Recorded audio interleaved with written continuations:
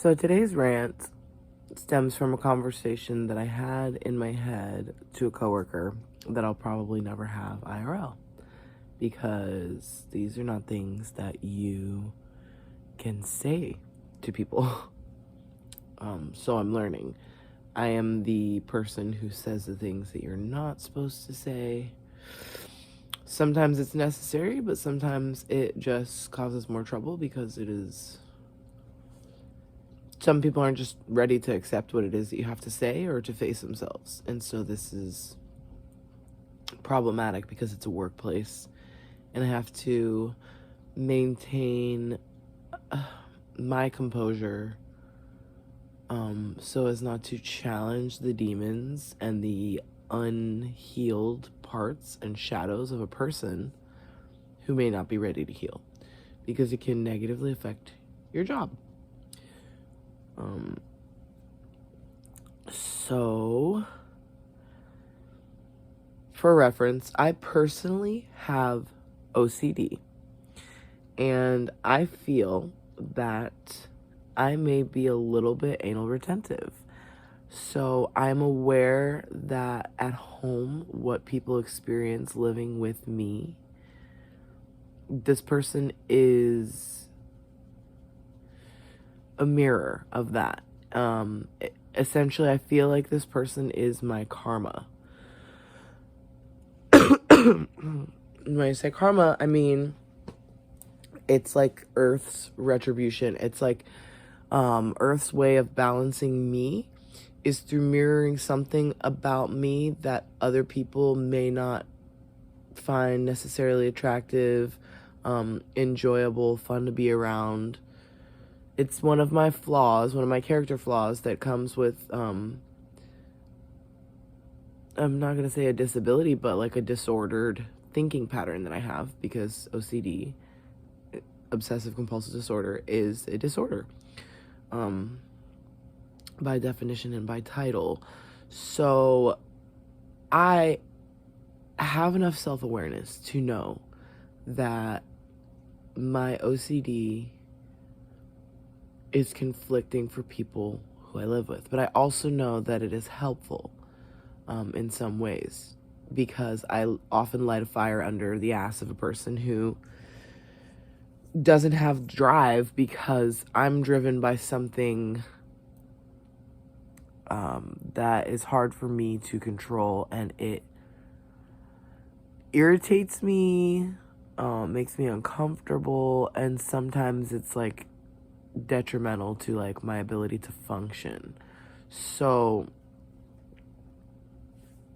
when there's somebody at work that is telling me to do something and another person comes along and tells me to do something else, I immediately notice that there is an issue with the dynamic of people who have been working somewhere for a really long time and feel unheard and unseen. So that gets projected onto their coworkers because they develop this need to be seen and heard, and this need to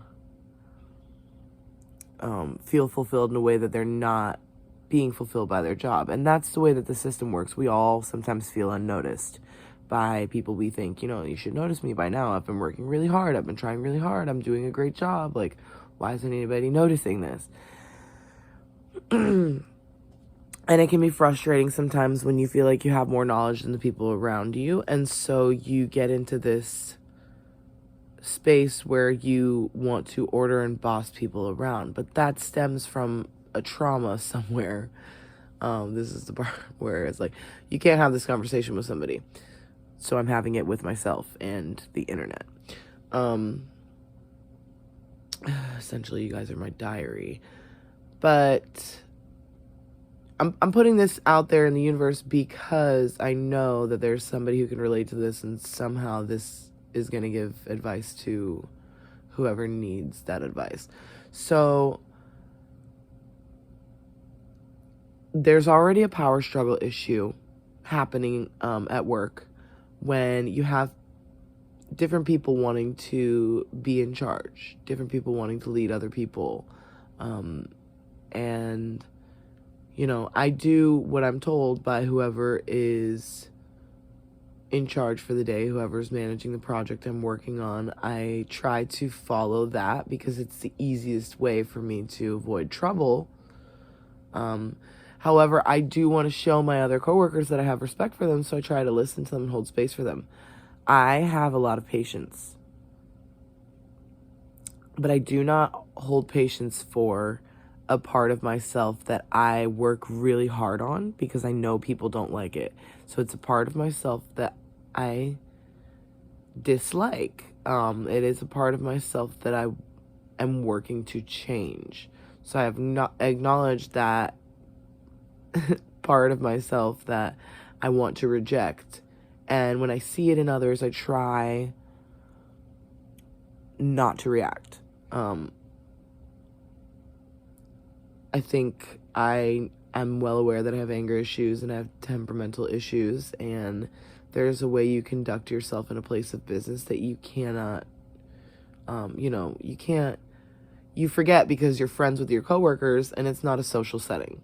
So there's a time and place. And I don't believe in bickering or arguing at work. I think it's unprofessional. However, I really don't like it that there are people that expect me to treat them in a way that they're not treating me. And I have this issue within my personality, which I don't think it's an issue. I think it's kind of a beautiful thing, but it does present a problem at work where I mirror whoever I'm around. So if somebody treats me a certain way, I will treat them exactly as they're treating me. Therein lies the rub, because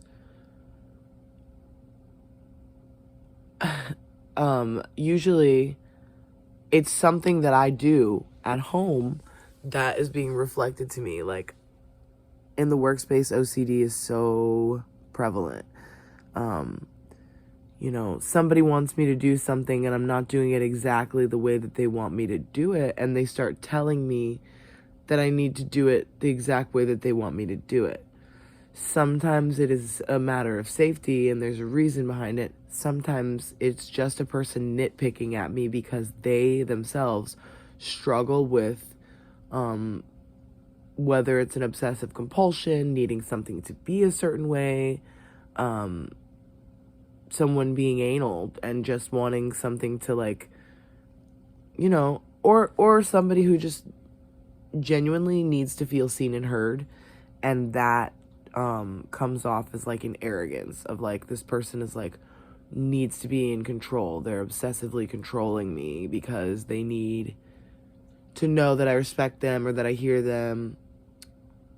I know it's not coming from a place of like they're unsettled because I'm not doing it right. I know that it's coming from a place of they're upset because I'm not doing it exactly as, when, and how they're telling me, to do it.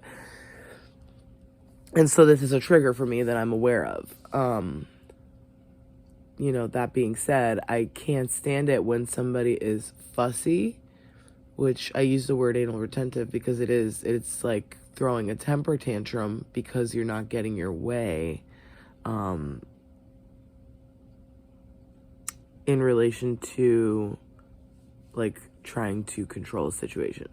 So I feel like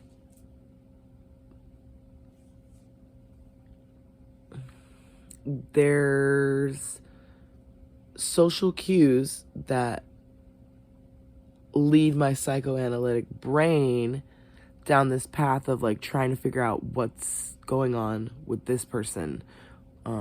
I start empathizing with like what it is they may be going through, and then I spiral with all these thoughts, and then I'm overwhelmed with the fact that I'm trying to deal with someone else's problem because it's not my problem to be dealing with, but now it is my problem because I care.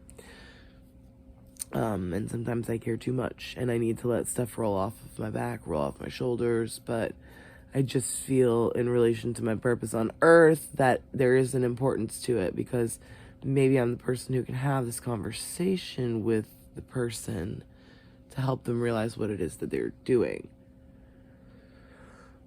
So to go on and explain the scenario, the person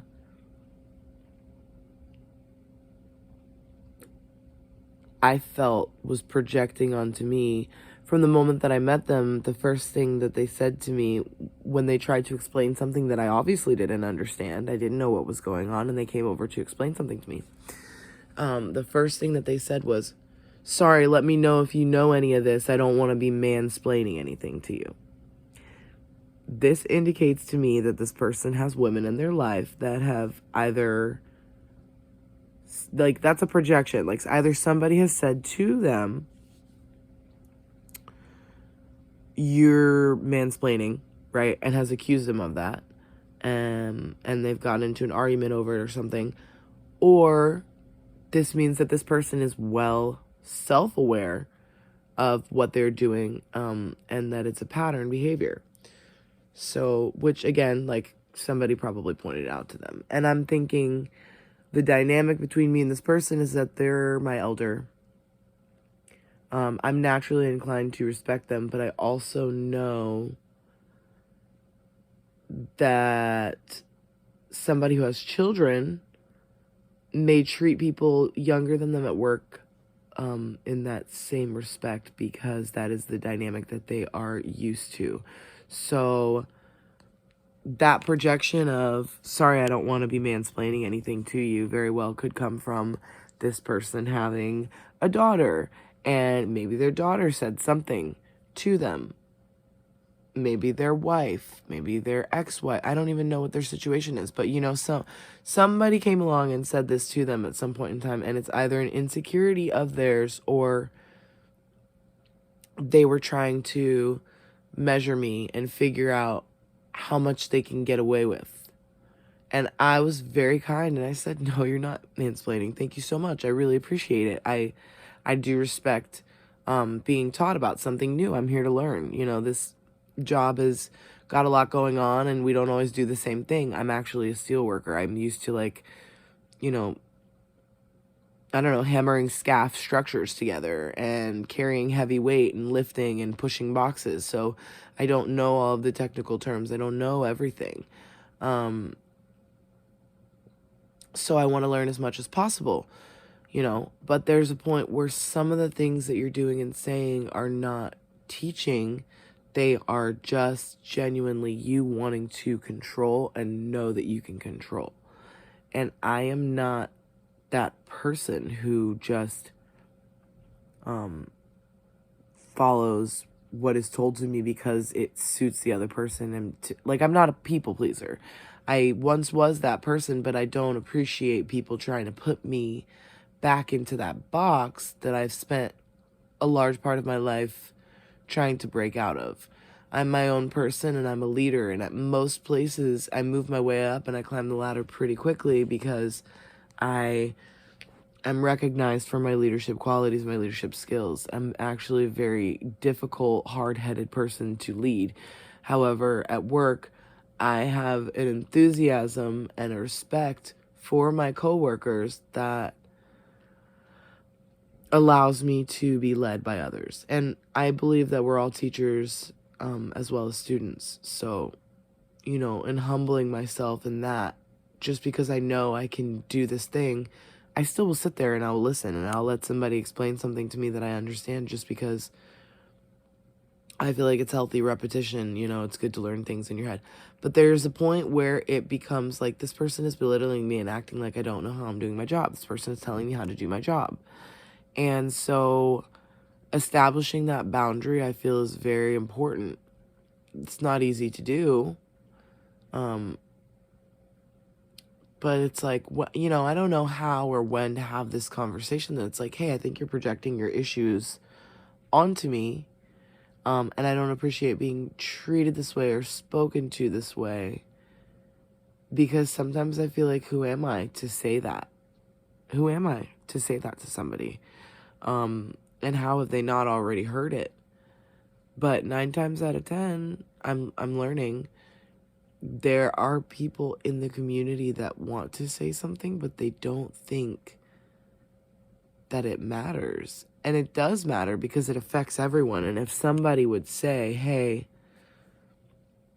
I don't appreciate the way that you're treating me or talking to me. I feel disrespected It's not joking to me. It's mimicking. It's not, like a laughing matter. Like I'm trying to do my job, and I feel like you are letting your arrogance and your ego control the situation, and like it's embarrassing because you're coming off like a fussy baby.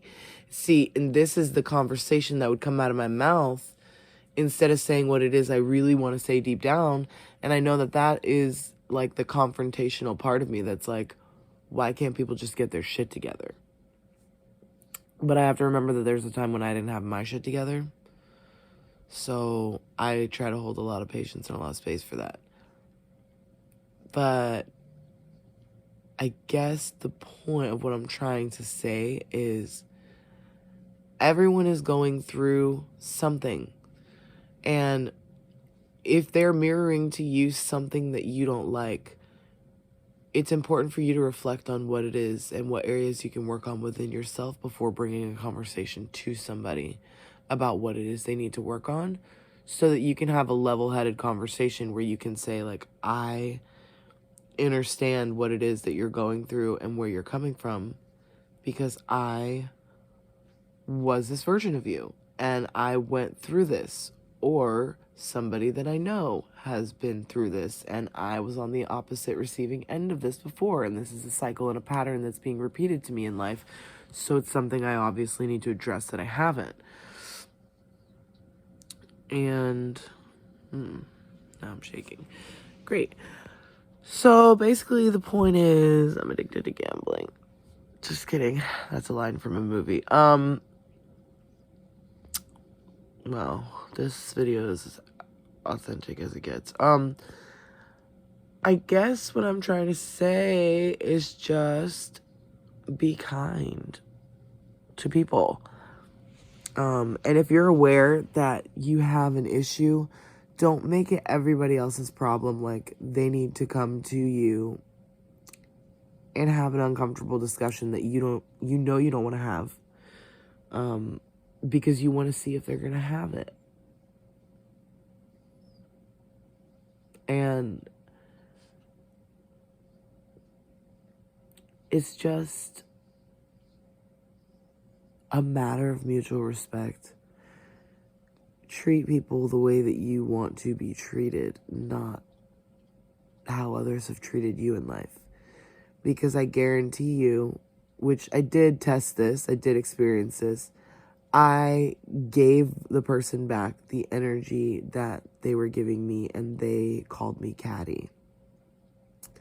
They said that I was being catty with them, which I'm not going to get into how that's a sexist comment. I deal with that at work all the time, surrounded by men, totally used to it. Doesn't mean it's okay. However, it's not, I'm not going to like fixate on it because I don't give a shit. Because I'm one of the most masculine women that I know. So like that shit doesn't really, like, it bothers me as a whole, like as a woman in general, it bothers me, because I care about other women, and I'm like, what you're saying is hurtful and annoying, but I also am able to brush that off because there are bigger fish to fry. Like, this person is unaware that the way that they treat other people has an effect on their mood, and they don't care about that. They only care when it is mirrored to them and it starts to affect their own mood, how they've made another person feel. And that is a narcissistic tendency, and not everybody who has tendencies is narcissistic. However, I think that is just the way that we were raised and the world that we grew up in. And this is now, today, the problem we are faced with is that there's a bunch of egotistical, narcissistic, arrogant people floating around who are self-unaware or avoidant.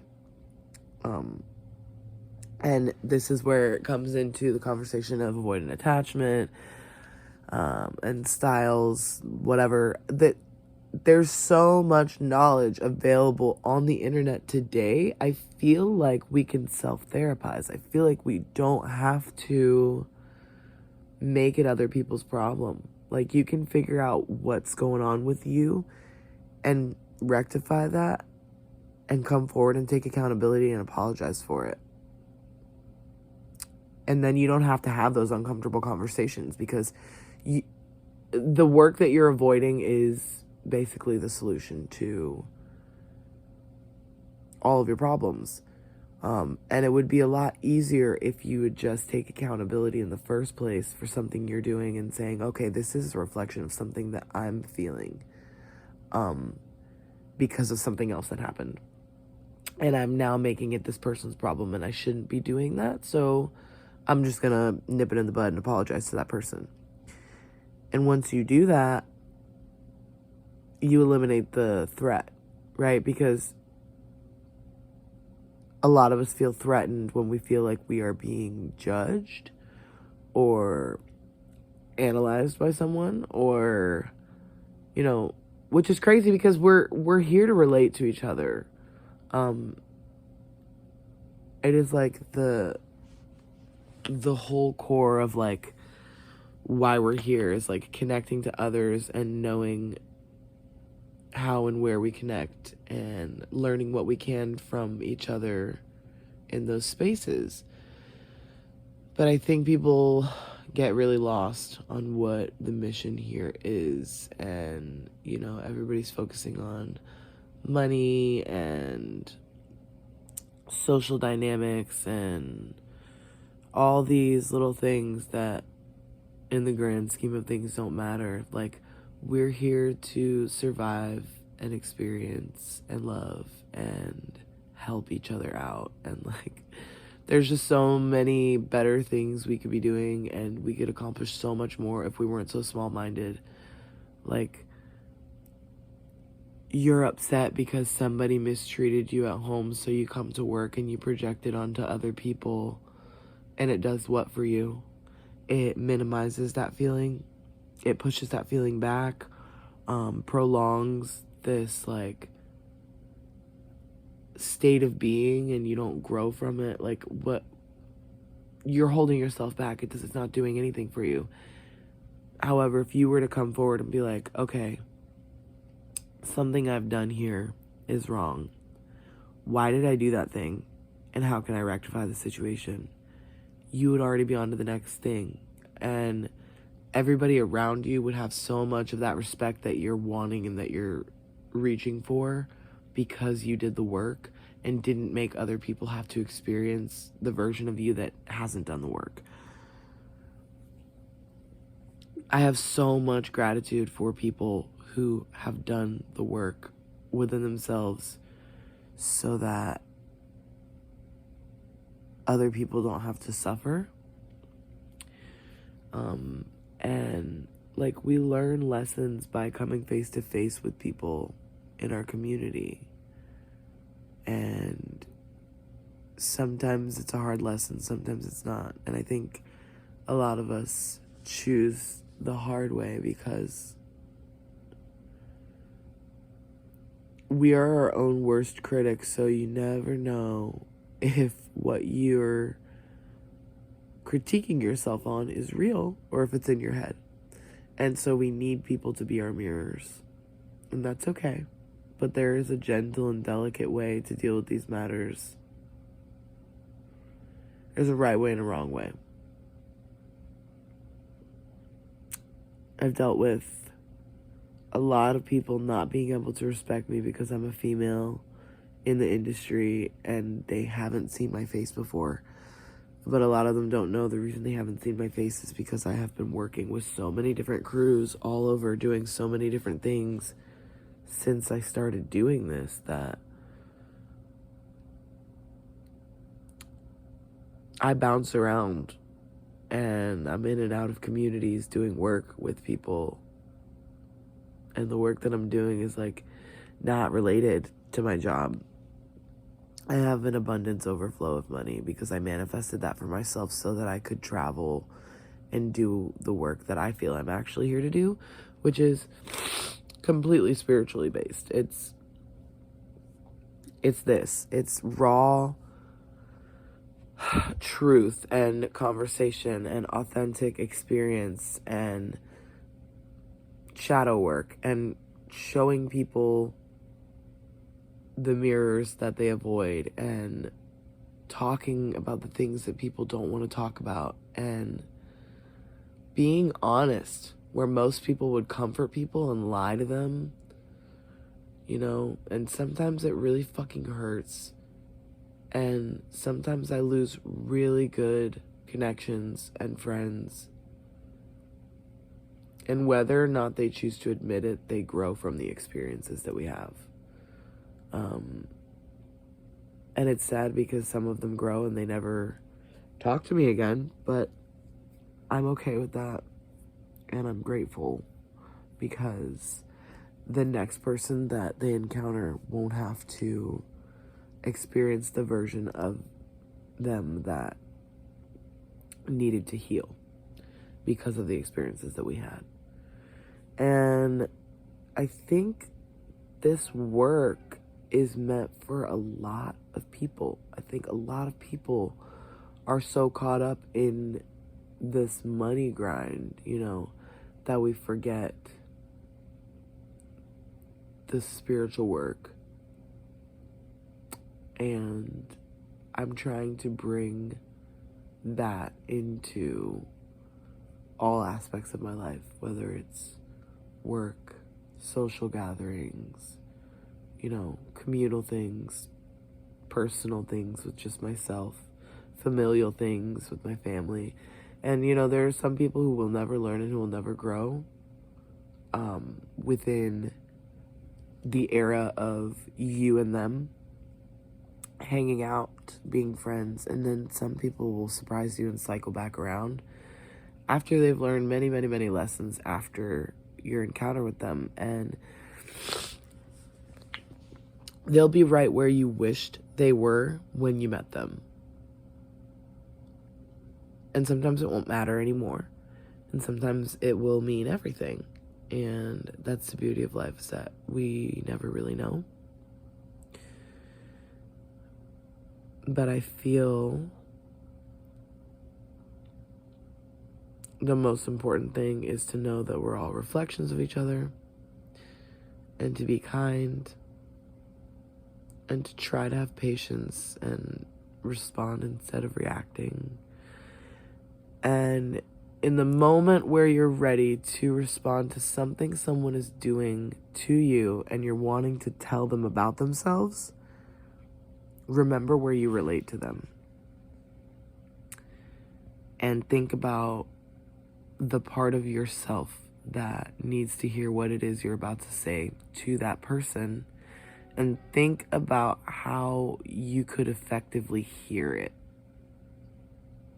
what it is you need to say, so that you don't say the thing that is going to send somebody in the wrong direction away from their healing. Because I've learned that if you say something the way that you feel, in that moment, it's not going to come out right. You have to balance your emotions and your logic and think, how can I say this so that the person can hear me?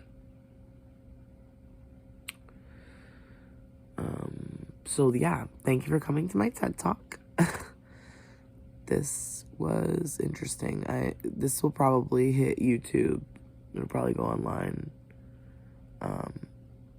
This will probably hit my diary page. I don't know if this will go on the Authenticity Tribe page or not, being as it's kind of public. And I don't intend to hurt anybody with what I've said or what I'm wanting to express. I want to help. My intention is toward healing for the good of all and to the harm of none. So mote it be. I hope this video helps somebody and reaches who it's supposed to. I hope it does not hurt anybody.